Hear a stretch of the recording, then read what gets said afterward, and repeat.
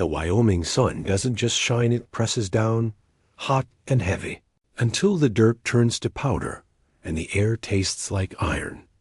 That's the kind of morning Sarah McConnell stood in the doorway of the house that used to be home and looked at what was left, a sagging roofline, shutters hanging like broken wings, and silence so wide it echoed. 3 days since Thomas packed the wagon. 3 days since his January cold voice told her to sign here. 3 days since she watched the best pieces of her life turn into legal language, and the paper had listed it all so neatly. Most of the McConnell acreage, her grandfather's sweat, her father's calloused hands, gone to pay for Thomas's glorious, disastrous opportunities back east. What remained on the ledger for Sarah? A tired homestead and 40 acres of stubborn ground. Out front, 5 cattle drifted like ghosts through a colorless pasture. Bare ribs showed. So did the truth. Inside, the parlor felt like a memory she wasn't ready to open. Once, her mother poured tea here and laughed low with neighbors. Now, bare walls. The good chairs sold. The echoes were the only things that stayed. The well pump made that groaning complaint it had adopted lately. She worked the handle and got a rusty trickle, the kind of water that stained and warned. Cousin Martha had already tried to rescue her. "You should come stay with us," she'd said, bright and worried. "No proper woman lives alone out here." "Then I suppose I'll have to become improper," Sarah had answered. And she meant it. Improper didn't play well in town. At the general store, conversations paused when she stepped over the threshold. At church, pews around her developed sudden allergies to company. Mrs. Henderson, the banker's wife, queen of raised eyebrows, actually crossed the street last Sunday rather than say hello. They whispered the way prairie wind whispers through cracks. Poor thing. Nothing left. Thomas took it all. She'll be in Cheyenne before winter, and not for church work. Sarah bought a sack of cornmeal, a pouch of salt, a few cartridges for her father's old rifle, and carried them home to a kingdom held together with nails, memory, and grit. Those first weeks were a lesson in humility and invention. A late spring storm found every weakness above her drips, multiplying into a percussion section, so she hauled out every pot and bucket and accepted she'd be sleeping in a different corner that night. Coyotes pried at the chicken coop until only 2 stubborn hens survived. She learned to set snares, to read the grass for rabbit runs, learned which plants promised dinner and which promised a miserable afternoon, made a handful of flour pretend it was 7 meals. Calluses rose on hands that used to know lace and ledgers more than rope and wood. When lightning smashed the big cottonwood that shaded the creek, it dropped across the water like a barricade. She spent 3 days with an axe dress soaked, hair falling loose, breath tight until the creek ran honest again. Nights the wind prowled the boards and made them talk. Wolves sang from a distance that felt closer than it was. She slept with the rifle leaned against the bed and counted the boards as they creaked so she'd know them by name. Some mornings she wondered if Thomas had been right. That staying was foolish. That stubbornness wasn't strength. Then the light would climb the mountain and paint it in ridiculous purples and golds, and she'd remember.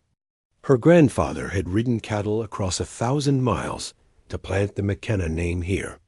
Her father raised the first cabin and set cottonwoods by the creek as if he could stitch the family into the soil. Land like that isn't property. It's promise. If it owned her, well, maybe she was willing to be owned. She found the stranger on a heat-drunk afternoon when the air itself seemed tired of standing still. The snares were empty again. Down by the old swimming hole, a sound she wasn't used to hearing broke the hush, a low human groan, ragged at the edges. He lay slumped against a boulder, shirt dark with blood, revolver just out of reach the way pride always is. The horse? Gone. His face had the color of river stones. Run, said every sensible part of her. Wounded men made trouble. They drew more of it in their wake. And trouble was already eating at her edges. Then his eyes opened storm gray, fever glass, and he managed one word that cost him more than it should have. Please. She should have kept walking.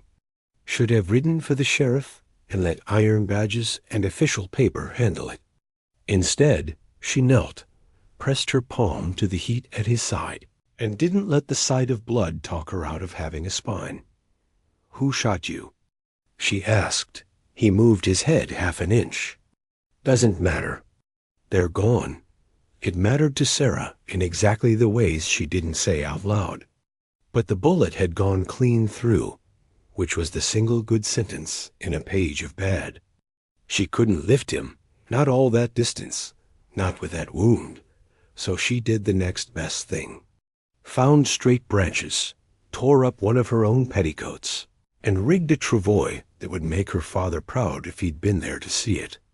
2 hours later, with a dozen stops for breath and careful curses, she dragged a stranger into the tack room that had turned into a kind of hospital by necessity. Whiskey is for medicine when you have nothing else. She cleaned the wound, packed it, prayed infection would choose another address. 3 days he drifted, heavy as sleep and hot as July. She fed him broth she couldn't afford to make and changed bandages that ate into her carbolic like winter into a woodpile. She studied his hands, the work calluses, the gun scars, and tried not to build a story that would scare her. On the 4th day, the tack room breathed a different way. She heard him try to sit and spoke without turning from the stove. Don't. You'll tear the stitches. Stitches? Rough voice, but present. You're lucky I can sew more than samplers. She divided the cornmeal mush into 2 bowls. Shared food is a contract, even if you don't call it that. He watched her a long moment, eyes clearer now, measuring. Why? He asked. Why what? Why help me? You don't know me. No, she agreed, and set the spoon down. But I know what it's like to be left for dead. That earned her his name. Jack, he said at last. Name's Jack. Sarah. They ate, careful and slow. When she asked who'd been shooting, he didn't offer the story she expected. Man named Coulter, he said. I was tracking him for the law. Caught up near Devil's Canyon. Turned out he had friends. You're a bounty hunter. It wasn't a question so much as a fact laid on the table between them. Was. He didn't add the reasons. She didn't ask. Out here, sometimes restraint was its own kind of wisdom. Asterisk healing makes a person restless. He pushed to help before she would have allowed it, mending the pump handle that had been threatening to quit, climbing to the roof and fixing the worst of the leaks with salvaged shingles, coaxing the cattle toward the thin slash of green where the creek's kindness lingered. Coyotes gave the place more respect once there was a second set of eyes. They didn't talk much. Silence sat companionable between them, the sort of quiet that has work in it, but evening brings words if the day was honest. Under sky so crowded with stars you could walk on them, he mentioned nights on the trail and the way the world sounds when there's no one to catch your stories. She told him pieces of the ranch's good years, her father's dream of breeding horses, the way the cottonwoods leafed out like flags. She didn't say Thomas's name, and he didn't ask about one evening they watched thunderheads muscle up over the ridges. You're alone here, he said, which was the kind of observation people make when they mean 6 other things. It's dangerous for anyone, she answered. I manage. I meant you're tougher than most men I've known. She should have looked away.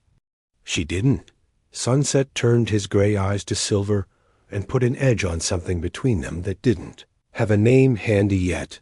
We're all tough, she said finally, until we're not. That night the storm arrived with a temper. Rain hammered, found seams, and made them leaks. Lightning stitched the world into stark patches. Sarah woke with water dripping on her face and dragged her bed to the only dry corner left. She heard floorboards complain under a careful weight. Jack braced himself in her doorway, favoring his side. "Your roof's worse than mine," he said. "Kitchen still dry." They lasted the night on ladder-backed chairs by the stove, not touching, but not exactly apart. The lamp made his profile into angles and work. Watching him add wood, she felt the air crackle with a second kind of electricity that had nothing to do with weather. "This place means everything to you," he said, no question in it. "It's all I have left," she answered, then heard herself say the truer thing. "And all I won't let go." He nodded like a man who understood loss down to the cut. "Had a place once," he said. "Small farm in Missouri." He stopped, face closing like a door against wind. She waited. He didn't open it again, not yet. Dawn after a storm is honest in a way noon never is. The world smelled like sage and beginnings. Behind her, she heard Jack move carefully, the way injured men do when they're pretending not to be. "I should move on soon," he said, quiet. "You've brought no trouble," she answered. "And you're not healed. Sarah, the tack room's yours," she said, and surprised herself with how simple the decision felt. "Long as you need it. Though if you're staying, I could use help with the roof." He made a sound that might have been a laugh. "You drive a hard bargain, Mrs. McKenna." "It's Miss McKenna now." The words came out steady, fitting. "And I've learned to take help where I find it." Later, at the pump, she caught her reflection in a puddle. Thinner, patches on patches. Hair that had given up the fiction of pins. But the eyes, there was a new thing living there. Not hardness, exactly. More like proof. Somewhere along the line, between the axe and the buckets, and the night with 2 chairs and 1 lamp, she'd started to believe survival wasn't just a story other people told. The bandage-changing ritual became its own kind of conversation. Carbolic, clean cloth, the sting he didn't complain about, the way his breath hitched not from pain, but because an inch of space can be louder than a shout in a small room. She teased him one morning, "You should have been a carpenter," and he surprised her by saying, "My father was. Taught me a man ought to know how to build as well as tear down." "What made you choose tearing down?" She asked before she could decide not to. "Sometimes the world doesn't ask your preference," he said, testing his shoulder and letting the silence have the rest. That afternoon he vanished into the barn with her father's tools. "What are you building?" She called. "Something," he said, not looking up. "You'll see." He worked with a patience she recognized, measuring twice, shaving a joint until it slid into place like it belonged there. Creation took something unquiet out of his face and replaced it with a kind of peace that made him look younger and older at once. Another rain came in. Soft and steady good rain this time, the kind that listens instead of lectures. They ate beans and cornbread, and the kitchen wore the weather like a lullaby. He said it without preface, eyes on the fire. "I killed a boy once." She set the cup down and let the room get big enough for truth. He told it plain. Coulter's gang, a kid maybe 16. The split second when a hand moved and fear decided it belonged to a gun.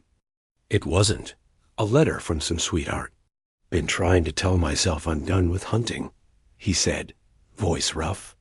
"Guess I needed to hear it out loud." She didn't touch him. She sat close enough that presence did the work words couldn't. "We've all got blood on our hands somehow," she said. "Question is what we do next." He glanced at her, ash-shadowed and tired and brave. "Is that what you tell yourself about your husband?" "Ex-husband." The word chipped and didn't break her. "He didn't die. Sometimes I thought that might have been easier." She blew out a breath. "One day he looked at me like I was someone he'd never met, called me provincial, tiresome, said he'd found better opportunities with other people's money and a younger woman to smile at him while he spent it. Turns out I was an asset on a ledger, not a partner." The anger in Jack's eyes startled her with how much of it belonged to her instead of him. He was a fool, he said. Or I was. No. His hand shifted and stopped, like it wanted to find hers, and decided to wait its turn. Any man who walks away from this, he said, and meant the land and the woman and the stubborn light in both, doesn't deserve either. The rain thickened, drummed hard. The kitchen shrank to a boat. Heat crawled under Sarah's skin in a way that had nothing to do with the stove. I should check the stock, she said, standing too fast. They get spooked in rain. The cattle were penned. The fence was right. She went anyway, because sometimes distance is the only way to keep your feet under you. Men like Jack don't. Stay, she told herself, and hated that a part of her believed it. She came back soaked straight through, shivering with more than cold. He'd banked the fire and let the house breathe itself quiet again. She stood in the doorway and felt the loneliness like a tide. Morning put polite back on both of them. They moved around each other with careful small talk and large silences. He went to the barn to his something. She attacked the garden with a fury the weeds didn't deserve. The dust plume announced riders long before faces did. 3 of them from town. Trouble wears badges sometimes. Jack, she called, keeping her voice level. He stepped to her side and let his hand rest near where a gun would be if he'd been wearing one. Sheriff Watson tipped his hat. She'd known him since she was knee-high to pride. The deputies looked like they enjoyed being deputies. Miss McKenna, the sheriff said, pointedly skipping any mention of the name she no longer carried. Heard tell you might have a visitor. I help when travelers need it, she said. Christian duty. This particular traveler wouldn't be Jack Dalton, would he? The sheriff's eyes went to Jack like they had business to do. Wanted for questioning in the death of Brett Coulter.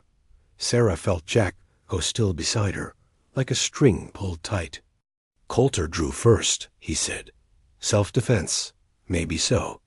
Judge wants the story told proper. Coulter's family's making noise. The sheriff's tone was more weary than hostile. Since when is self-defense a crime? Sarah stepped forward, chin up. Mr. Dalton was wounded defending himself. He's been here mending and doing honest work. Sarah, the sheriff said gently, you don't want to get mixed up in this. I'm already mixed up, she said. If you want to ask questions, you can do it here. Harboring a fugitive's a crime, one deputy muttered. He's not a fugitive if no charges have been filed, she shot back. Last I checked, a man is innocent until proven otherwise. The sheriff lifted a hand and won the moment back. Nobody's arresting anyone today. But Mr. Dalton, he fixed Jack with a look that came from the part of him that didn't like writing letters to widows. I strongly suggest you come to town voluntary-like in a day or 2. Tell your side. Better than me coming back with papers. Jack nodded once. I'll consider it. They left in a churn of dust and official caution. Only then did Sarah realize her hands were shaking. Jack guided her to the steps. You shouldn't have stood between me and the law, he said quietly. They had no right. They had every right, he said. I don't want you in the blast radius of my past. You walk out now, she said, turning to face him. They'll run you down like a coyote. You go to town, tell it clean, with me there to say what kind of man you've been on this place. That's how this gets beaten. Your reputation was ruined the day Thomas left, she said, and surprised herself by laughing once, sharp and light. Might as well get some use out of being scandalous. He almost smiled. You're the least scandalous woman I've ever met. Then you haven't been paying attention. The storm returned that night with a grudge. The tack room roof took water like a sieve. He stood in her doorway, hat in his hands. Mind if I bed down in the kitchen? She could have said yes. Should have, by the rules other people wrote. Instead, get in here before you catch your death. Sarah, just sleep, she said. The bed's big enough. He lay on top of the covers, fully clothed, careful as a man on thin ice. Inches apart, not touching, listening to a house argue with weather. In the dark, she asked, "Tell me about Missouri." Not much to tell: corn, hogs, fever that took his parents in the same winter, a sister who married west, a farm that burned during the war so thoroughly there was nothing left to nail hope to. "Had to eat," he said softly. "Turned out I was good at finding people who didn't want to be found." "What about you?" he asked back. Why'd Thomas really leave? She let the silence stretch until it almost broke. "Because I couldn't give him children," she said at last. That's the truth he wanted. He didn't say the easy words. He found her hand in the dark and held it. The storm moved east. Dawn came like a promise, thin but real. Their fingers were still twined. "I'll start the coffee," he said, voice rough with sleep and more than sleep. She sat up, hair tumbling. "Whatever you were building," she asked, "is it finished?" "Almost." "Good." She stood, the decision already made. "Day after tomorrow we ride to town. You tell the sheriff your story. I buy flour. And you—" She met his eyes and saw the thing that had been growing between them set its feet. "You're done running. We face it straight on." He looked at her a long moment and nodded like a vow. "Yes, ma'am." Asterisk. The next morning, Sarah woke to find Jack already outside, shirt damp with sweat, hammer in hand. The skeleton of his mystery project stood near the barn, a frame taking shape against the pale dawn. "You're supposed to be resting," she called, clutching her shawl tighter against the morning chill. "I heal faster when I work," he answered. Not looking up from the nail he drove clean into place. "Besides, you needed a smokehouse, didn't you?" She blinked. A smokehouse. Of all the things she'd guessed, coop, corral, maybe even a shed for tools, this hadn't crossed her mind. But now, as she studied the neat lines of the frame, the vision unspooled in her head, meat salted, hung, lasting the winter. Security. "You've been listening," she murmured. Jack straightened, pressed the back of his wrist across his forehead, and gave her a crooked grin. "You talk in your sleep, Miss McKenna." She narrowed her eyes. "And what else did I say?" "That you kick in your sleep, too," he said, smirk tugging his mouth. "Nearly lost a shin last night." Color rushed to her cheeks. But before she could scold, he winced and leaned against the frame. His side still wasn't right. Without thinking, Sarah hurried across the yard, pressed a steadying hand to his arm. He stiffened, then let the tension bleed away.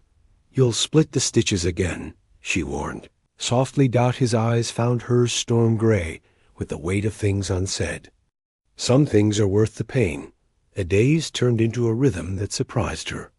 Morning chores shared her at the pump, him cutting wood with careful strength. Midday meals eaten side by side in companionable silence. Evenings with tools in his hands and needlework in hers. Two exiles piecing a kind of life together. And yet, always the shadow of the sheriff's words lingered. In 2 days, they'd ride into town. She'd insisted. Jack had agreed, but each time she caught him staring west, jaw tight. She feared he might change his mind. One evening, she carried a lantern to the barn, found him standing by the half-finished smokehouse. He wasn't working, just staring at the frame like it was a gravestone. "You could leave tonight," she said quietly, testing him. "Slip away before they come for you?"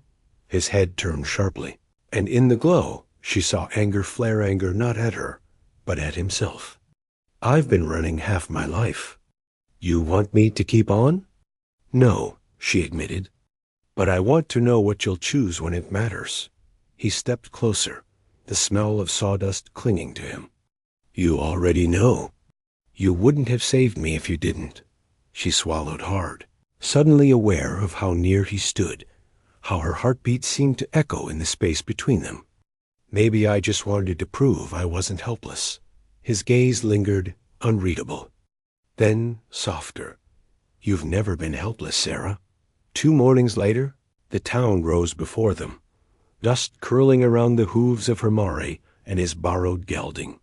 Sarah's back was straight, her chin lifted, though her insides twisted tighter the closer they rode. The main street was awake with wagons and gossip. Heads turned. Whispers carried like dry grass fire. A divorced woman and a gunman, side-by-side scandal rode before them like a herald. The sheriff waited by his office, hat low, expression grim, but not hostile. Dalton, Miss McKenna. Jack dismounted, stiff with pain but steady. Here to tell it clean. Inside, the office smelled of coffee gone cold and paper dust. The sheriff motioned him to sit, and turned to Sarah.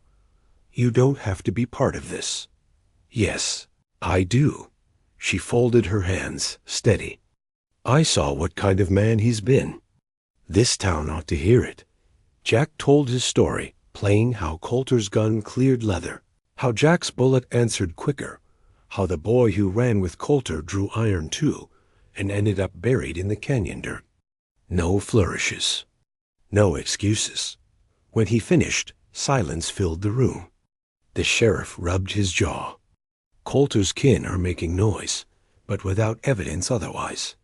It's likely the judge will call it self-defense. Jack exhaled slow. Sarah realized she'd been holding her breath too. But, the sheriff added, you stay here. You'll need to keep your nose clean. Folks don't forget quick. They'll test you, Jack. I'm done with bounty work, Jack said. I've got other things to build. The sheriff glanced at Sarah, at the way she didn't look away from Jack. Then he sighed. Well, guess we'll see. Asterisk outside, the street buzzed with eyes on them. Sarah mounted, heart hammering, every whisper sharp as a thorn. Jack swung up beside her. You sure about this? He asked low, only for her. About what? Standing with me? Her chin rose. I was sure the day I dragged you out of the dirt. He looked at her then, and something in his gaze softened, like a man seeing a horizon he hadn't dared believe in. They rode out of town together, the dust curling behind them, the whole wide Wyoming sky opening above. Neither said the word for it yet, but both knew. Storms pass, and sometimes what's left standing is stronger than before. They didn't race away from town so much as outlast it, hooves thudding a steady beat that worked the tension out of their shoulders by degrees. By the time the cottonwoods along Willow Creek came into view, the worst of the tightness had bled from Sarah's jaw. Beside her, Jack sat easier in the saddle than he had that morning, as if telling the truth in his small hot room had loosened a knot he'd carried for years. They unsaddled without speaking. Habit had a way of doing the right next thing before the heart caught up. When the horses were rubbed down and turned loose, Jack leaned a forearm on a stall door and watched Sarah gather her skirts with one hand and lift the pump handle with the other. She'd always hated the way the iron squealed, like it wanted an audience for the work it should have done in silence. Today it pumped smooth, newly mended, his handiwork in every quiet stroke. Judge'll likely call it self-defense, he said at last, like he needed to say it aloud where the wind could hear and remember for him. Of course he will, she answered, not looking up from her bucket, because it was. He smiled at the top of her head. You make things sound simple. That's because I've learned complicated is just fear with better vocabulary. That almost wrung a laugh out of him, almost, and his mouth flattened again, thoughtful. Coulter's kin won't feel settled by a judge's word. Some people need a villain like they need breakfast. Then we'll make sure they go hungry, she said. And though we landed between them like a nail driven true, the next day broke clean and warm. The kind of morning the valley set aside as an apology for all the ones it had made hard. They ate corn cakes and broth, because that's what there was, and turned again to the smokehouse skeleton waiting behind the barn.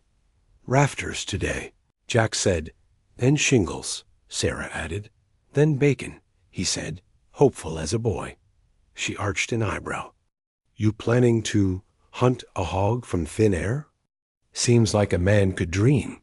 They worked in a rhythm that felt borrowed from a better future. He measured. She steadied the ladder. He lifted. She set the peg. He tested. She smiled that small, satisfied smile that might have been worth more than a paycheck to a man who'd spent years earning his keep with a gun. By midday, both were sawdust-dusted, salt-sweaty, hungry enough to call beans a feast. Jack noticed the way she studied the pasture while they ate. "What are you seeing that I'm not?" he asked. "Grass trying to be brave," she said. "If we get 2 more rains like the last one, the bottoms might hold a little into August." She scraped her spoon clean. "Henderson's selling yearlings next week." "With what money?" he asked, though the glint in his eyes said he already knew how this dance went. "The kind you keep in Cheyenne," she said. "I don't want your charity." "Good," he said, "because I wasn't offering any." He set the tin plate aside. "I was offering partnership." "Words are cheap," she said, but her voice softened on the last syllable. "You took a bullet out of me," he said. "Stood between me and the law. Fed me chicken you couldn't spare. You think I don't know what real cost looks like?" He tipped his head toward the distant hills. "You build a herd. You don't do it on pride. You do it on calves and time. We buy Henderson's yearlings. Your 40 acres doubles its heartbeat before winter." "My 40 acres," she repeated, tasting the phrase like good coffee. "Then our smokehouse. Our fence. Our bacon. Now you're talking like a partner." He grinned and pushed to his feet, winced, and kept going. "Come on, before I say something that gets me in deeper." "Deeper than bacon?" She muttered, but the corner of her mouth betrayed her. Town again. 2 days later, not the sheriff's office this time, but the general store, all flour dust and gossip. Sarah hated the way the bell announced her like a contested fact. She went straight to the counter and laid out her list in a voice that didn't waver. 20 pounds of flour, 10 of beans, 5 of coffee, salt if it was clean, lamp oil if it wasn't last year's Mrs. Henderson manifested near the dry goods, like a thunderhead deciding where to drop. "Miss McKenna," she said loudly, making sure the room could enjoy it. "I hear you have company."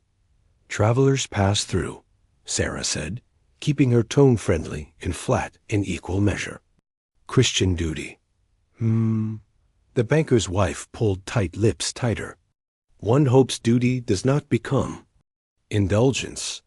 Jack had come in behind Sarah and kept his hat low, his posture casual, every muscle ready. He eyed the stack of coffee tins like they were a barricade he might need. Sarah didn't turn toward him, but she knew exactly where he stood in the room. She kept her eyes on Mrs. Henderson and let the steel in her spine do the talking. "If you've got something to say," Sarah said, "say it plain." A gasp from the back wall. A dropped jar. The storekeeper froze mid-scoop into the flour bin got Mrs. Henderson colored, then rallied. "I only mean this town cares about its reputation. Then it should start caring about the truth first." Sarah shifted her list toward the counterman. "We're done here." She reached into her basket, set down coin exact. "Keep the change if it helps you find your manners." On her way to the door, she passed Jack without looking at him and said softly, "Get the feed. We're not coming back for a while." "Yes, ma'am," he murmured, a smile hiding in the words. They'd nearly made it to the hitch rail when a voice that once knew her name like a promise said it the way you say a word you're surprised to find still in your mouth. Sarah. She didn't turn it first. She put the flour on the wagon seat, put the coffee beside it. She let herself breathe twice. Then she faced him.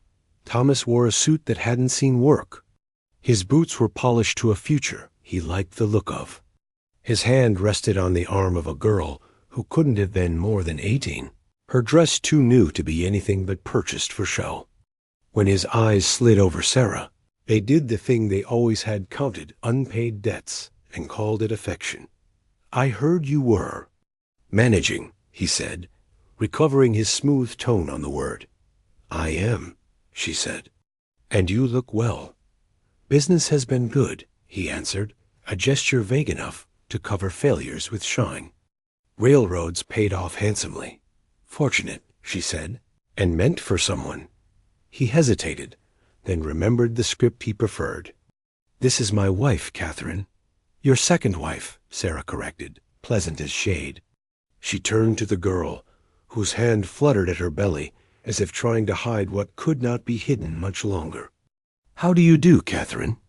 "Pleased to meet you," the girl said, voice small, eyes skittering from Sarah's face to Jack's stance, just behind her steady, weathered, unbothered by Thomas's kind of power.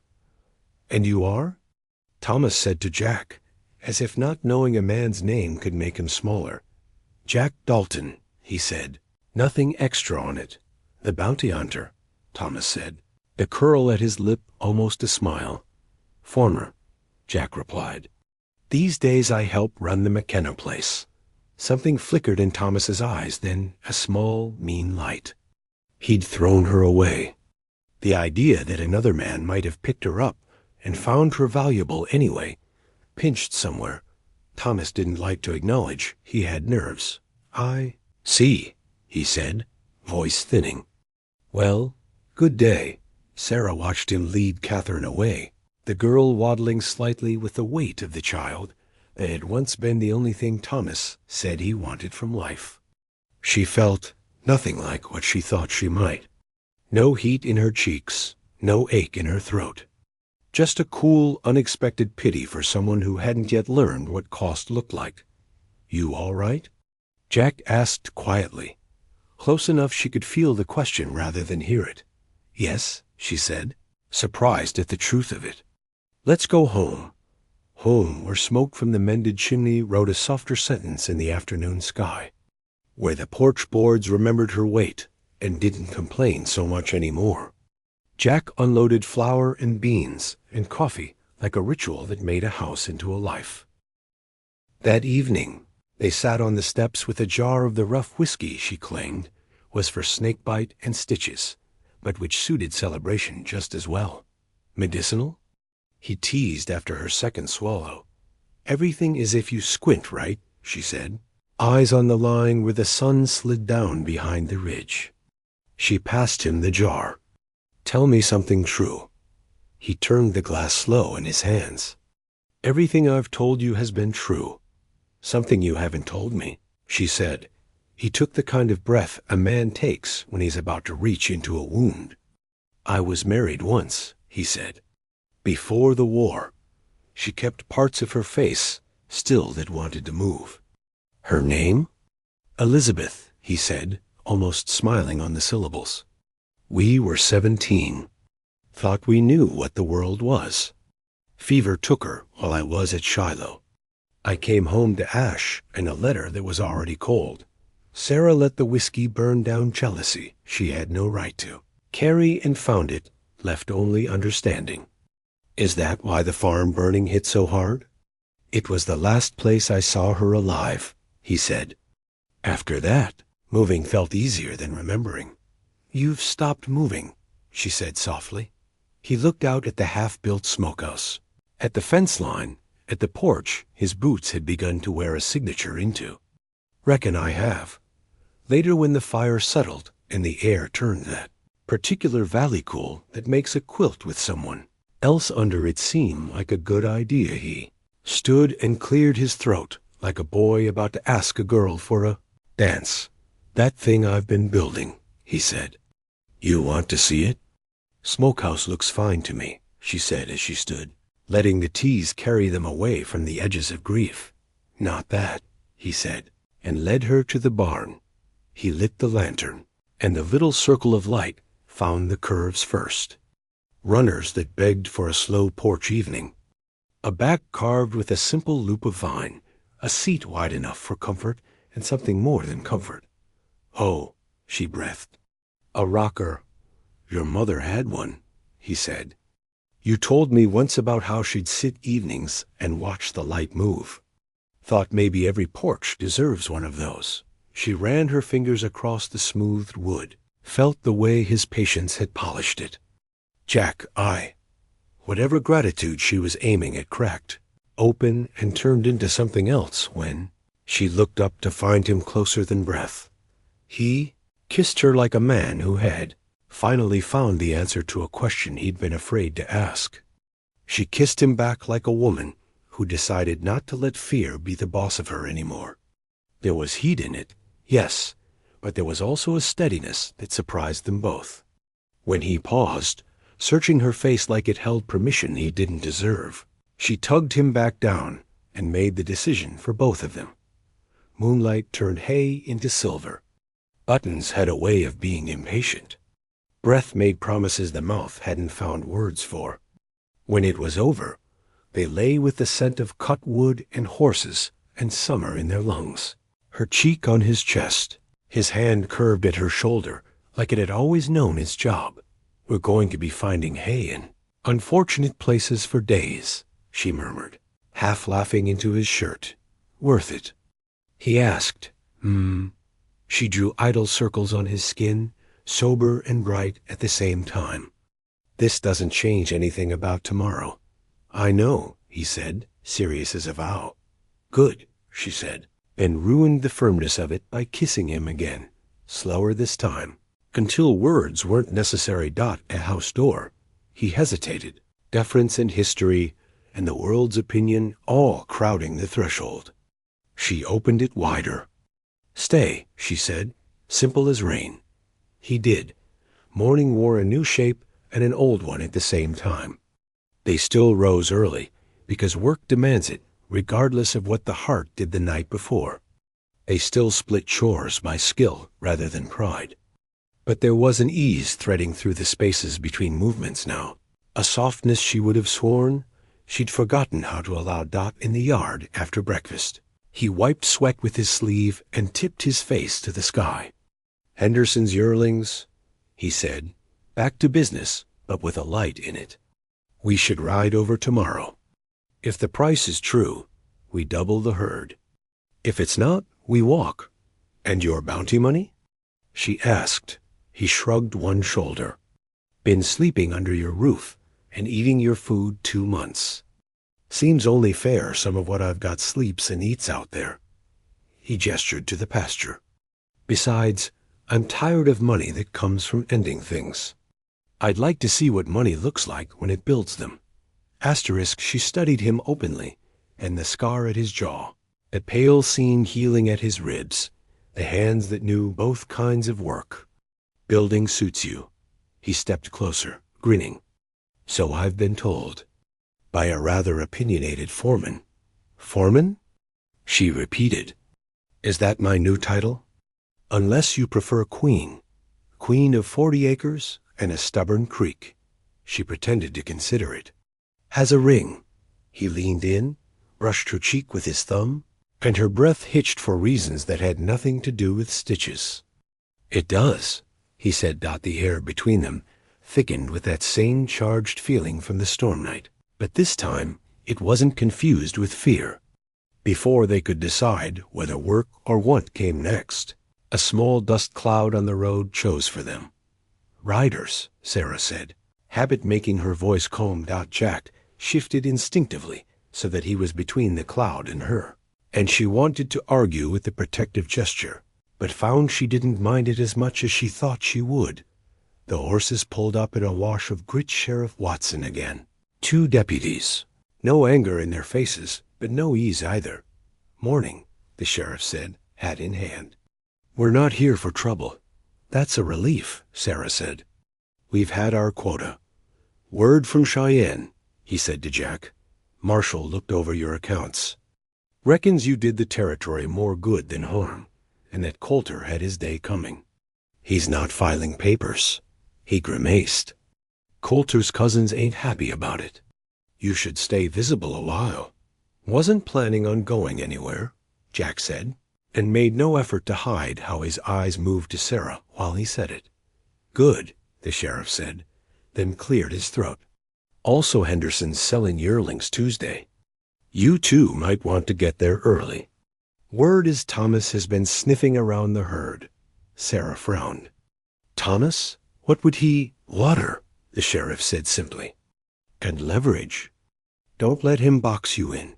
We won't, Sarah said, sure of it in her bones. After they rode off, Jack turned to her, a question in his brows. We go tomorrow, she said. If Henderson's price isn't highway robbery, we buy. If Thomas thinks he can build a valley out of my creek and other people's cattle, he's forgotten who taught him what stubborn looks like. Jack's grin was quick and wolfish. I like you when you're plotting. This isn't plotting, she said, taking up the laundry basket with imperial dignity. This is ranching.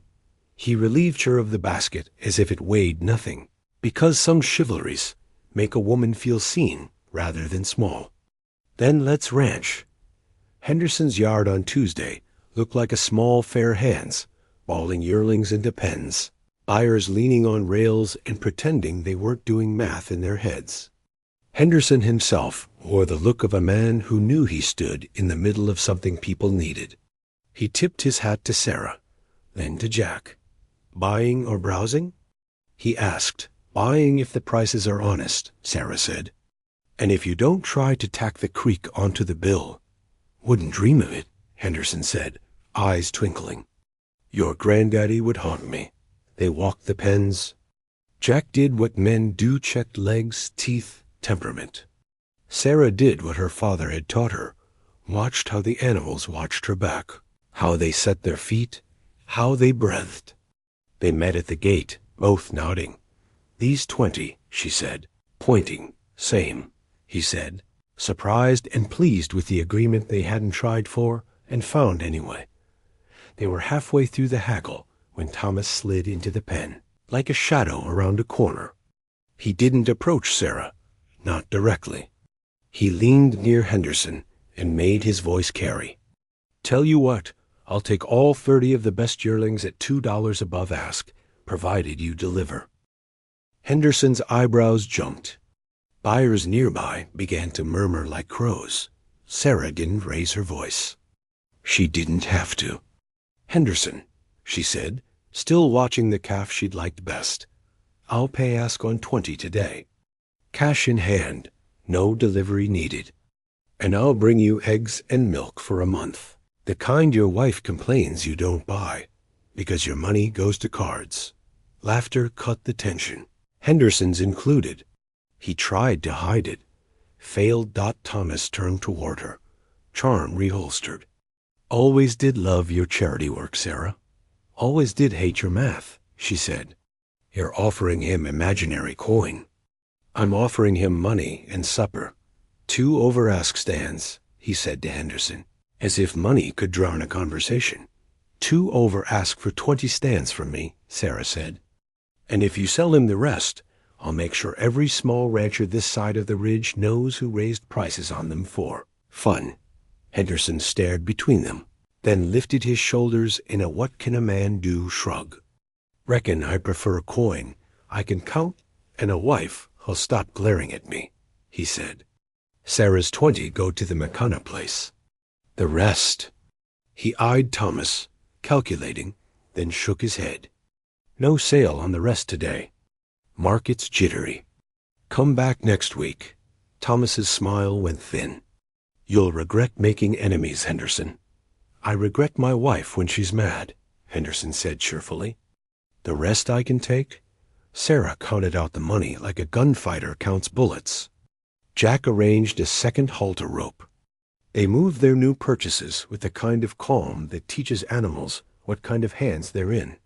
Out on the road, dust pluming behind the small herd, Jack let out a breath he'd been holding since they entered the yard. You were magnificent. I was hungry, she said. Hunger does wonders for a person's courage. He caught her hand on the reins and squeezed once. Quick. Whatever we build here, he said, I want it to have your kind of fierce in it. It will, she said simply. Or it won't be worth building. Back at the ranch, they settled the yearlings in their new world. The smokehouse had a roof now shingles cut from scrap and patience, and the rocker waited on the porch like it had been there all along. Sarah boiled coffee, while Jack fence and water. Evening found them back on the step, cups warming their hands, attired that felt like a full table. "Tell me something true," he said, tossing her own game back at her dot. She thought for a long moment, then looked straight at him. "When Thomas stood there today," she said, "I felt clean, like I'd finally walked out of a room. I didn't realize I'd been trapped in." He nodded, understanding at the speed of a heartbeat. "Good," he said. "You?" He blew on his coffee and smiled into the steam. "Something true? I haven't wanted to run once since the day you told me to stop." Wind skimmed the cottonwoods. Somewhere down along the creek, frogs tried out their evening sermons. Sarah rocked just a little, and the chair answered. Jack reached across the narrow distance and laid his hand over hers on the armrest. Neither spoke. They didn't need to. The valley listened, and for once, it answered with peace. Summer settled heavy on the valley, the kind of heat that pressed down until even the creek sounded weary. Days stretched long, filled with sweat, chores, and the steady noise of life rebuilding itself.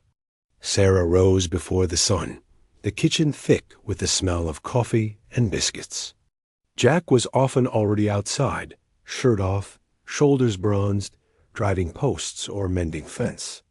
They worked in rhythm, their silences companionable, their words careful and steady dot at night, though silence turned into something else.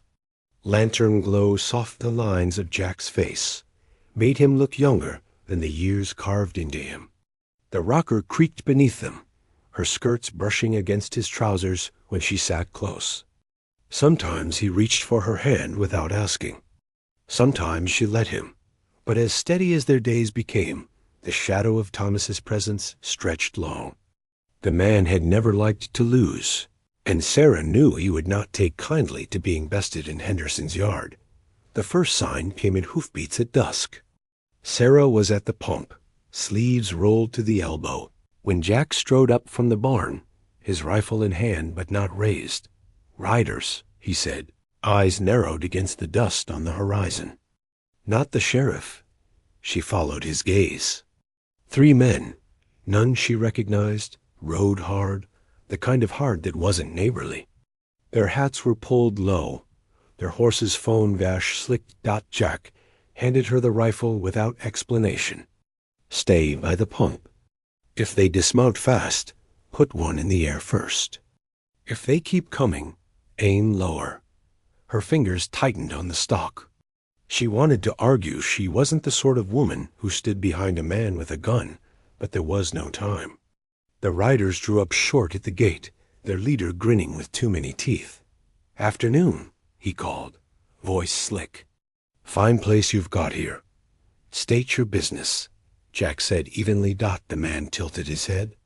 "Business is simple. Word in town says you undercut a good man at Henderson's sale." "Seems unfriendly." Sarah's stomach nodded. "Thomas, of course." Jack's voice dropped an inch lower, steady as bedrock. "Cattle were bought fair. Nothing unfriendly about coin on the barrel." "Maybe," the rider said, dismounting slow, his boots kicking dust. "But maybe Thomas figures this land's wasted on a divorcee and a drifter. He's willing to buy you out. One chance. Take it." Sarah stepped forward then, rifle steady, voice sharper than she'd planned. "This land isn't for sale. Not to Thomas. Not to anyone." The rider's grin widened, but his eyes cooled. "Then maybe you'll think different once fences start falling and stock starts vanishing." He swung into the saddle again, spit into the dirt, and tipped his hat mockingly. "Evening, folks." They wheeled their horses and rode off, leaving the air trembling with threat. Inside, Sarah set the rifle against the wall and pressed her palms flat to the table. Her heart was still pounding. Jack poured whiskey into 2 cups, handed her one. "They'll be back," she said, the calm in her voice surprising even herself. "Likely," he agreed. "But they're cowards." Men like that don't stand tall without numbers. She swallowed, then looked at him square. Thomas won't stop. He wants this land, and he wants me humiliated in the taking. He'll keep pressing. Jack leaned on the table, close enough that she felt the heat off him. Then we press back. Fences can be mended. Stock can be guarded. What he doesn't understand is you. He thinks you're breakable. Her laugh was dry. Sometimes I wonder myself. He caught her hand, rough thumb brushing her knuckles. I've seen you carry more weight than most men could. You're not breakable, Sarah. You're forged. The words lodged somewhere deep, dangerous in how much she wanted to believe them. The next days were tense. Jack patrolled the fence line with a watchfulness that reminded Sarah of the man he'd been before, a bounty hunter, eyes always scanning. She joined him, rifle over her shoulder, her skirts picking up burrs and dust. At night, they slept lighter, every creak of the house a possible warning.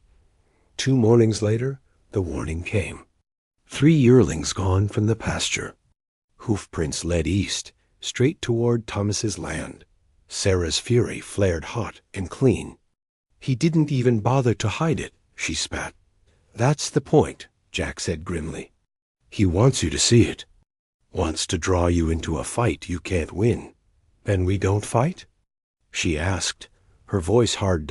He hesitated, then shook his head. We fight smart. Not his way. That afternoon, Sarah saddled her mare. Jack frowned as she tightened the cinch. Where are you going? To town, she said, jaw set. If Thomas wants to play at respectability, let's use it against him. The sheriff knows those prints lead to his land. Let's make him answer for it. Jack studied her for a long moment, then nodded. All right, but I'm riding with you. They went together, side by side again, the dust rising like a banner behind them. At the sheriff's office, Sarah laid it plain. 3 calves taken. Prince straight to Thomas's property. He sent men here to threaten us. You know it. I know it. What are you going to do? Watson leaned back in his chair, face lined with weariness. Thomas has coin. Friends in Cheyenne. I can't go slapping irons on him without proof stronger than tracks in the dirt. Sarah's voice sharpened. If it were anyone else, would you be saying the same? The sheriff's eyes softened, but his tone didn't waver. I've got to hold to the law, Sarah, even when it's crooked. Jack stepped forward then, his voice low and steady. So what happens when a man pushes too far? When a fence gets cut and someone gets hurt instead of cattle? Watson sighed. Then the law will have to notice. It wasn't enough. Sarah knew it, Jack knew it. But for now, it was all they had. Back at the ranch, Sarah paced the porch while Jack leaned on the rail. The sun bled red into the horizon. They mean to break us, she said, fierce. They won't, Jack answered. She stopped pacing, looked at him. You sound so certain. Because I've seen what happens when people underestimate you. He smiled faintly. Hell, I underestimated you. I'm not making that mistake again. The heat in his words caught her chest. For a moment, she wanted to step into his arms, to let the storm of anger and fear melt into something else. But she held herself still, because wanting wasn't the same as winning. Tomorrow, she said, we set watch. We show them we're not easy prey. Jack nodded. Tomorrow. And in the deepening dusk, as the first stars blinked awake, both of them knew the fight for the McKenna land had only just begun. Asterisk, the Wyoming night was thick with silence, broken only by the restless lowing of cattle. Sarah lay awake, staring at the dark outline of the rafters above her bed. The air was heavy, still, the kind of stillness that carried warning. Somewhere outside, a coyote yipped, sharp and fleeting. She rolled over, reaching instinctively for the rifle propped against the wall. From the tack room came the faint scrape of boots. Jack was already awake. A moment later, his figure filled the doorway, broad shoulders backlit by the lantern he carried low. "They're out there," he whispered. Sarah sat up, heart pounding. "You saw them?" He nodded. "2 men, maybe 3. They're cutting the fence north of the creek." Her mouth went dry. This was it, the first real move. She swung her legs off the bed and reached for her boots. Jack didn't stop her. He just checked his revolver, then handed her a box of cartridges for the rifle. The night smelled of sage and dust, the moon riding high and cold. They moved quiet, the crunch of their boots muffled by dry grass.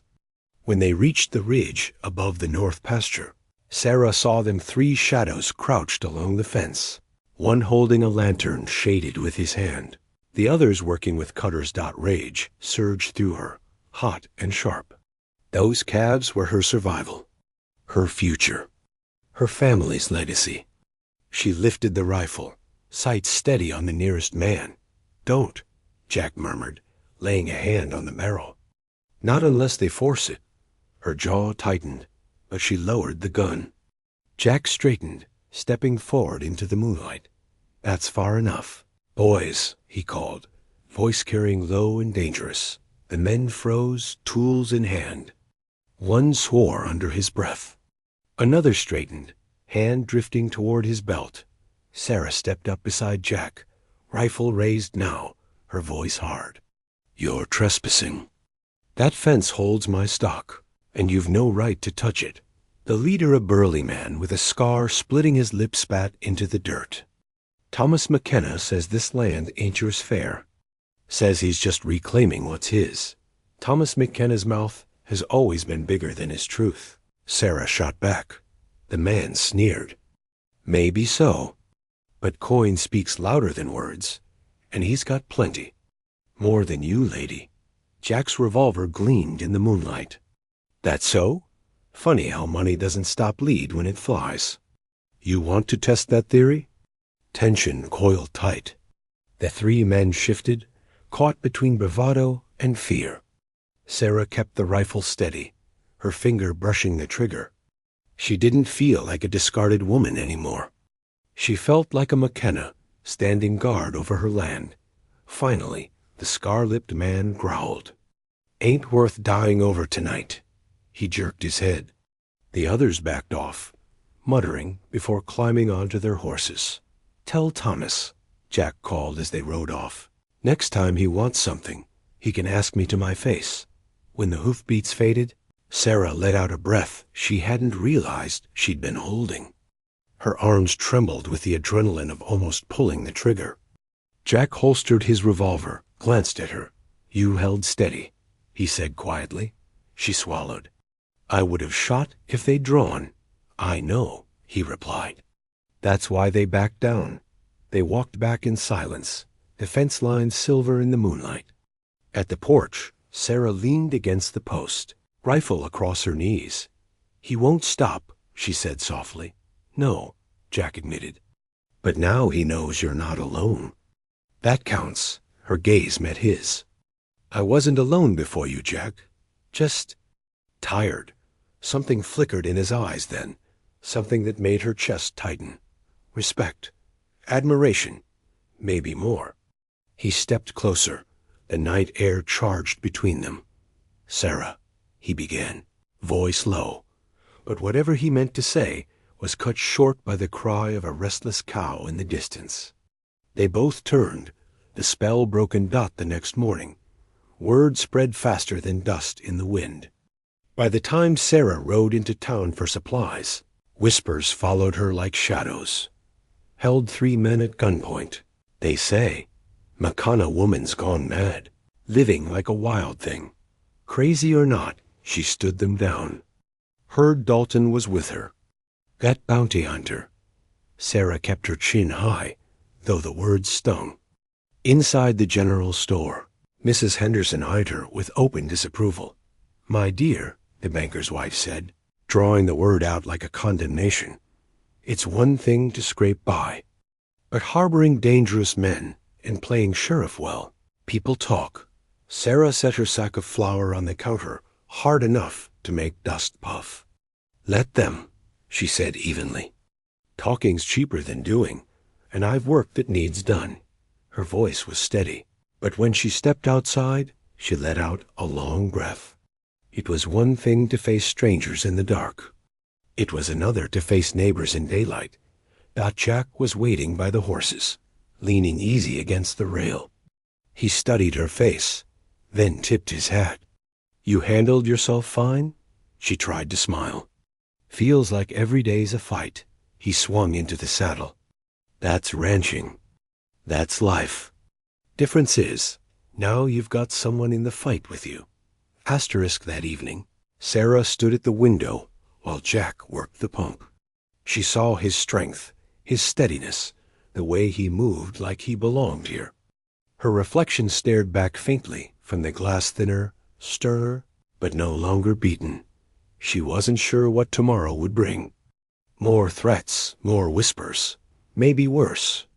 But she knew this much. She wasn't facing it alone. And that knowledge, fragile as it was, gave her hope she hadn't felt in months. The valley baked under midsummer sun, every blade of grass brittle, every breath of wind carrying dust. Sarah rose before dawn, hauling water to the garden, sweat already prickling her back before the sun cleared the horizon. She bent to check the young potato shoots, small but stubborn, clinging to life the same way she did Dot. By the time she straightened, Jack was riding in from the east pasture. His shirt clung to him, dark with sweat, but his eyes were sharp. "Fence held through the night," he said, swinging down. "But I found tracks." Someone was watching. Sarah's stomach clenched. Thomas's men? Who else? Jack rubbed at the back of his neck, jaw tight. He's circling, testing. Won't be long before he makes another move. That move came sooner than either expected. By afternoon, dust rose on the horizon. Sarah shaded her eyes, spotting riders, 4 of them approaching fast. Jack stepped out of the barn, hand near his revolver. "Sheriff," he muttered, as the familiar broad shape of Watson came into focus. Relief eased Sarah's chest, but it didn't last. The sheriff wasn't alone. 2 deputies flanked him, and behind them rode Thomas McKenna himself, suit too fine for the trail, smugness rolling off him like heat. Sarah wiped her hands on her apron, forcing calm as the men reined in at the porch. "Afternoon, Miss McKenna," Watson said, his voice careful. Sarah's eyes cut to Thomas. "What's he doing here?" Thomas smiled as if they were at a Sunday social. "Just making sure everything's in order, dear.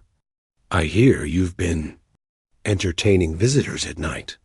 Cutting fences, was it?" He clucked his tongue. Dangerous for a woman alone. Sarah's hands fisted in her apron. "It was your men, Thomas. They were caught red-handed. Allegedly," Thomas corrected smoothly. "Sheriff, I trust you'll look into this matter properly." Watson sighed, clearly uncomfortable. "I've had complaints, Sarah. Folks in town say you're harboring a wanted man." His eyes slid to Jack. Jack straightened, unflinching. "I've done nothing but mend fences and tend stock." Thomas's smile sharpened. "Tell that to the judge in Cheyenne. Or should we discuss the little incident at Devil's Canyon? Self-defense, was it? Funny how many times Mr. Dalton finds himself with bodies at his feet." Sarah stepped forward, heat rising in her cheeks. "You shut your mouth, Thomas. Jack saved my land. Saved me. While you," she broke off, breath shaking, "while you abandoned everything." For a flicker, Thomas's eyes darkened, pride wounded. But he quickly smoothed it away. "Sheriff, you see? She's confused, hysterical. This land's breaking her. A ranch needs a strong hand." Watson lifted a palm, tired. "Enough. I'm not here to decide who's right or wrong. But tensions are high, and I won't have blood spilled in my county. Jack, I'm asking you straight, will you come to town? Give your side official? Better than letting Thomas stir trouble. The silence stretched. Jack's jaw worked, his eyes fixed on the horizon. Sarah's heart thud dead. Finally, Jack said, "I'll come. But not tonight. I'm not leaving her unprotected." Watson studied him, then nodded. 2 days. "I'll expect you then." He turned his horse, deputies following. Thomas lingered, tipping his hat at Sarah. "Think on my offer, dear. Sell me the water rights, and this all goes away." Her voice cracked like a whip. "The only thing going away is you. Get off my land." Thomas's eyes narrowed, but he wheeled his horse, riding after the others. The dust hadn't even settled before Sarah turned on Jack. "You can't go to town. They'll twist it, use it against you." His gaze was steady. "If I run, it proves Thomas right. If I stand, maybe the law works in our favor." "You've already given enough," she whispered, throat tight. He stepped closer, so close she could smell the sweat and leather on him. "Sarah, I've lived my life running. Maybe it's time I stop. Maybe it's time I plant my feet." Something in her cracked. All the fear, the fury, the endless strain had spilled over. She pressed a hand to his chest, not pushing him away, just needing the anchor. "You'll face them," she said hoarsely, "but not alone. I'll be there. I'll tell them what you've done here, what you've done for me." His eyes softened, gray as storm clouds clearing. "That's all I could ask." That night, storm clouds gathered again, thunder rolling far off. Sarah lay awake, the house creaking around her, listening to Jack move in the tack room. Finally, lightning split the sky, and rain hammered the roof. She heard his boots in the hall. Then his voice low. "Your roof's worse than mine." Kitchen's drier. Sarah sat up, heart pounding. She should have told him to stay put, keep their careful distance. Instead, she whispered, "Then come in. Before you catch your death." He hesitated in the doorway, rain dripping from his shoulders, eyes unreadable. "Sarah." "Just sleep, Jack," she said softly. "The bed's big enough?" He crossed the room slowly, every step loud in the storm. When he lay down beside her, not touching, just breathing, the thunder faded into something else, the thrum of a new unspoken truth neither of them dared to name. The morning after the storm felt washed clean. The cottonwoods along the creek dripped silver in the dawn, and the air carried that sharp sage scent that always followed rain. Sarah lingered in bed longer than usual, listening to the steady rhythm of Jack's breathing beside her. They hadn't touched, not really, but the space between them had shifted. Something unspoken bound them closer than ever, stronger than the thunder that had rattled the windows. When she rose, Jack was already at the pump, sleeves rolled, water splashing his forearms. He glanced up as she stepped onto the porch, hair loose from its pins. For a moment, the world seemed to still, as though even the morning birds paused to watch. Then he offered her a faint smile. "Roof held better than I thought." "Only because you patched it," she replied, and felt warmth rise in her chest. The day stretched busy. Jack worked with the cattle, coaxing them into the greener spots that had sprung up after the storm. Sarah turned her attention to the garden, pulling weeds, staking the beans, grateful for the damp soil. Yet whispers from town weighed on her mind. Thomas wouldn't give up after being turned away, not with water rights at stake. By late afternoon, as Sarah mended a harness in the barn, she heard hoofbeats. Jack appeared a moment later, face grim. "Visitors," he said. Through the slats she saw them 3 riders this time, strangers, hard-eyed men with the look of hired guns. They dismounted at the gate, swaggering like they owned the place. One called out, voice mocking, "Heard there's a bounty hunter playing farmer out here. Thought we'd see if the rumors were true." Sarah stiffened, fingers tightening on the leather strap. Jack stepped forward into the yard, revolver at his hip, voice calm but edged with warning. "Rumors true. State your business. The tallest of the men smirked. Business is simple. Thomas says you're squatting on what's his. He's generous, though, willing to give the lady one more chance to sell. Sarah marched out of the barn, rifle in hand, shin high. Tell Thomas my answer hasn't changed. This land stays mine.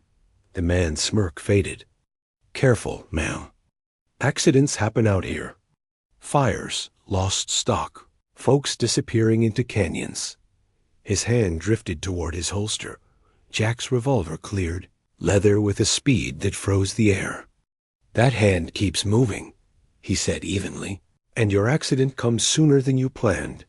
The man froze, eyes narrowing, but he didn't push further. Instead, he spat in the dirt. Message delivered. They mounted and rode off, leaving dust and tension in their wake. Inside, Sarah sank into a chair, rifle across her lap, hands shaking only now that the danger had passed. Jack poured her a cup of coffee, though it was late in the day. They won't stop, she whispered. No, Jack agreed, sitting opposite her. But neither will we. She looked at him, at the calm strength in his eyes, and felt something uncoil inside her. You don't have to stay, Jack. You could leave, and no one would blame you. His jaw tightened. I'm not Thomas. I don't walk away when things get hard. The words struck deep, settling somewhere tender. She swallowed. You mean that? He leaned forward, elbows on his knees, voice low. Sarah, I've lived my life chasing men, chasing coin, never planting roots. For the first time, I've found something worth staying for. Her breath caught.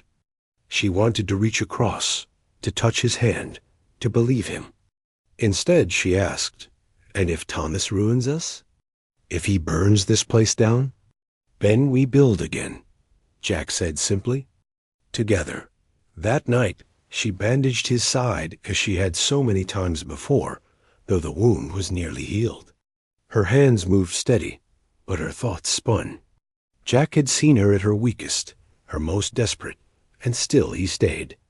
That loyalty scared her more than Thomas's threats, because it asked her to hope again. Why help me? She asked suddenly, voice soft. He studied her, eyes shadowed in the lantern light. Because I know what it's like to be left with nothing. And because you're worth more than Thomas ever saw. Her throat tightened. She tied off the bandage, then let her fingers linger a moment longer than necessary. The air between them grew charged, fragile. Jack didn't move, didn't push. He simply met her gaze, steady as the mountains. 2 days later, the sheriff returned, this time without Thomas. Watson's face was grave. Thomas is stirring trouble in town, he said, dismounting. Telling folks you're harboring a fugitive, saying Jack killed Coulter in cold blood. Some are listening. Sarah's hands fisted. That's a lie, Watson nodded. I believe you. But gossip has weight. Best thing you can do is show up in town together. Stand straight, give your side. Let people see you've nothing to hide. Jack's expression was unreadable. And if they don't believe it? Then at least you've tried, the sheriff said. Better than letting Thomas write the story alone. When Watson rode off, Sarah turned to Jack. We'll go, she said firmly. We'll face them. Jack hesitated. Sarah, no, she cut him off. I'm done hiding, done letting Thomas twist things. If they want to call me scandalous, let them. I'll wear it. But I won't be silent. Something flickered in Jack's eyes, then pride, admiration, maybe something more. He nodded once. All right. We'll face them. Together. That evening, as the sun dipped behind the mountains, Sarah sat on the porch, shawl around her shoulders. Jack joined her, lowering himself onto the step beside her. The air hummed with crickets and distant thunder. You're tougher than most men I've known, he said quietly. She turned her head, met his gaze. The last light of day caught in his gray eyes, turning them silver. Her heart ached with a strange, dangerous warmth, We're all tough until we're not, she whispered. For a long moment, they simply sat, the night thick around them, a storm building not just in the sky but between them. And Sarah knew, with a certainty that terrified her, that Thomas wasn't the only battle ahead. The greater fight was with her own heart, and whether she dared to let it hope again. The town was already awake when Sarah and Jack rode in, side by side, dust rising beneath the horses' hooves. Word had spread Thomas McKenna would be at the courthouse, demanding justice. Justice, of course, as he defined it. Sarah humiliated, Jack condemned, and the land pried from her hands. Main Street swarmed with townsfolk, shopkeepers in aprons, ranch hands still smelling of horses, wives with arms folded and eyes sharp. Whispers followed Sarah, like thorns snagging cloth. Divorcee, gunfighter's whore, stubborn woman. She kept her chin high, Jack steady at her side, his hand never straying far from his revolver. The courthouse loomed at the end of the street, its whitewashed boards glaring in the sun. Sheriff Watson waited on the steps, hat low, jaw tight. Beside him, Thomas stood in his polished boots and Sunday coat, Catherine at his side, belly round now, eyes downcast. Thomas's smirk widened when Sarah dismounted. "Well, well," he drawled, loud enough for the crowd. "The prodigal wife returns, with her outlaw in tow." Sarah's blood boiled, but she forced her voice steady. "I'm not your wife. Haven't been for years. And Jack Dalton is no outlaw. He's the reason this ranch still stands." A murmur rippled through the crowd. Some scoffed, but others shifted. Uncertain. Thomas lifted his hands as though appealing to heaven. "Listen to her. She's bewitched, blinded. Can't you see? She lets a killer lie in her bed while honest men go hungry. I demand the law put him on trial before he brings ruin to us all." Jack's voice cut sharp through the noise. Coulter drew first. "Anyone here who's worn a gun knows that truth. If I'd let him live, Sarah would be the one in the ground." The sheriff raised a hand. "Quiet now. Everyone'll have their say." Inside, the courtroom was hotter than the street, wood walls trapping sweat and whispers alike. The judge, gray-haired and weary, sat fanning himself with papers. He eyed Jack and Sarah, then Thomas. "Mr. McKenna," he began, "you've made accusations. Speak plain." Thomas stepped forward, voice slick as oil. "Jack Dalton is a hired killer. He's brought nothing but blood to this valley. My former wife," he gestured at Sarah with mock gallantry, "is too stubborn to see reason. She clings to land she cannot manage, while decent folks suffer for lack of water. I propose her claim be nullified and the property turned over to someone capable of stewarding it." The judge's brow furrowed. "And who might that be?" Thomas smiled. "Why, myself, of course." Laughter burst from the gallery, short, sharp, disbelieving. Even the judge's lips twitched. Sarah rose then, every inch of her spine straight as a fence post. "My father built that ranch from nothing," she said, her voice carrying. "When Thomas walked away, I kept it alive, alone. I mended fences, drove cattle, buried stock, fought storms, and bled for every acre. Jack Dalton didn't come to take. It was Thomas's men who cut my fences, stole my calves, threatened my life. Jack stood with me when no one else would." She turned, eyes sweeping the room. "If that makes me scandalous, so be it. I'd rather be scandalous and honest than respectable and rotten." Silence followed, thick and heavy. Then Henderson, the cattleman, cleared his throat. "She's telling the truth. I saw Dalton pay fair coin for those yearlings. And I've seen Thomas gamble more than he's earned in 10 years. Others nodded. Murmurs rose agreement this time, not scorn. The judge banged his gavel. "Enough. I've heard what I need. Mr. McKenna, your petition is denied. The land remains Sarah McKenna's lawful property." As for Dalton, self-defense is no crime. Unless you've evidence otherwise, I'll hear no more slander. Thomas's face mottled red. This isn't over, he spat. No, Sarah said, her voice calm, cutting through his rage. It is. You don't own me anymore. You don't own this land. And you never will. The ride home was quiet at first. The sun hung low, painting the valley gold. Jack finally broke the silence. You faced him down clean as any lawman I've ever seen. She gave a wry smile. Maybe I missed my calling. You've already got one, he said softly. This land. And maybe, he hesitated. Maybe me, if you'll have it. Her breath caught. She turned to him, saw the honesty in his eyes, the steadiness that had carried her through storm and threat. Jack. She stopped, words failing, then tried again. I don't need a savior, but I wouldn't mind a partner. His smile was small but fierce. Then a partner I'll be.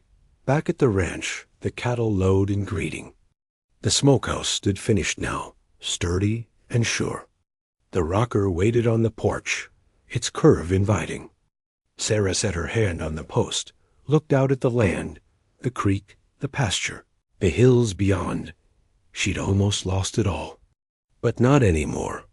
Not while she still had fight in her, and not while Jack Dalton stood beside her. That evening, as the sky bled into twilight, she and Jack sat on the porch, shoulders brushing, the rocker creaking gently beneath them. The future wasn't promised, not here on the frontier. But for the first time in years, Sarah felt it might just be worth hoping for. The storm had passed, and in its wake, something stronger than fear had taken root. Love, hard-won and unyielding, as stubborn and enduring as the land itself.